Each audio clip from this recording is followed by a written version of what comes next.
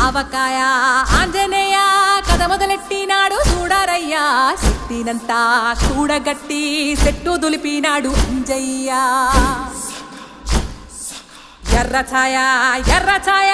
కోతి అవతార వెంటమాయ కత్తి సేత